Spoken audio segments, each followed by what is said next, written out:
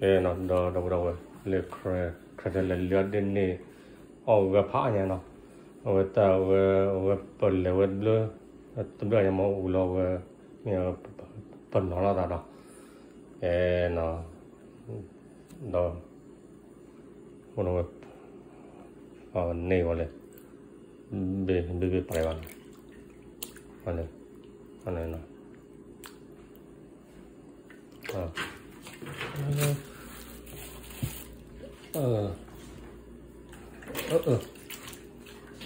đó vì mắm bơ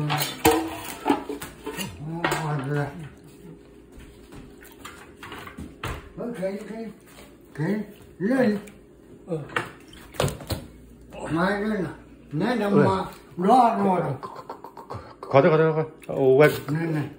cùi lâu ok bye bye